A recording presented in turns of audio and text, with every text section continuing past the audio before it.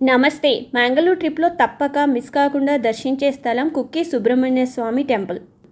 జనరల్గా అందరూ టెంపుల్కి వెళ్ళి స్వామిని దర్శించుకొని వస్తారు. కానీ టెంపుల్ చుట్టుపక్కల చూడవలసిన ముఖ్యమైన స్థలాలు మరికొన్ని ఉన్నాయి. దానికోసం వీడియో మొత్తం చూడండి.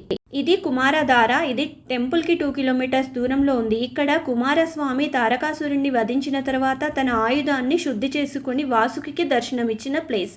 అందుకే దీనిని కుమారధార అంటారు. యాక్చువల్గా దీని పేరు మహీ నది.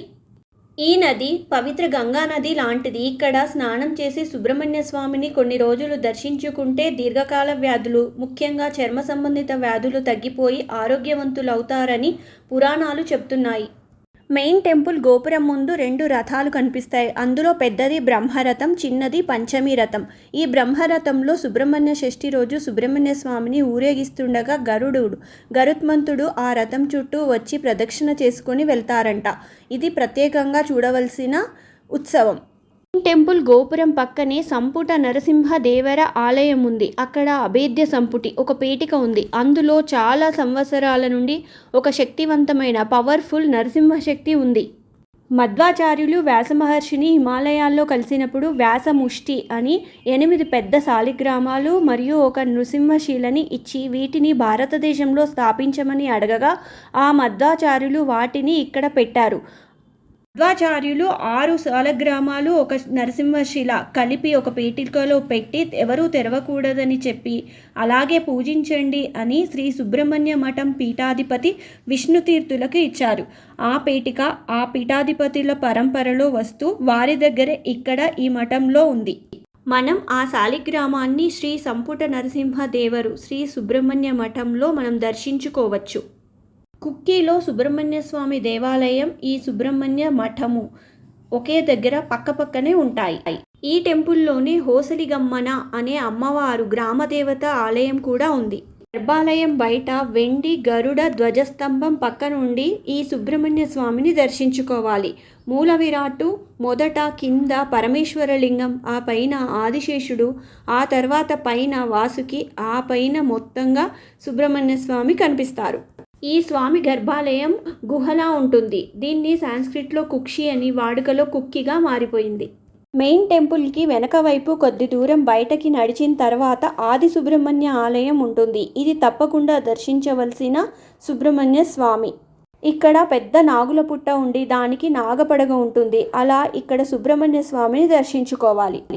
ఒకసారి గరుత్మంతుడు తన తల్లికి జరిగిన మోసం కారణంగా పాములను చంపటం మొదలుపెట్టాడు. అప్పుడు చివరికి వాసుకి దొరకగా ఆల్మోస్ట్ చంపేసే స్థితికి గరుత్మంతుడు రాగా అప్పుడు కశ్యప ప్రజాపతి వచ్చి ఇది పొరపాటు, ఒక పాము చేసిన తప్పుకి పాము జాతిపై వైరం తప్పు, ఇంకా నీలాంటి వాడికి ఇది తగదు, ఇది కరెక్ట్ కాదు అనిగా వాసుకి కాపాడబడుతుంది. కానీ అది ఒంటి నిండా గాయాలతో పరమేశ్వరుని గురించి తపస్సు చేస్తుంది.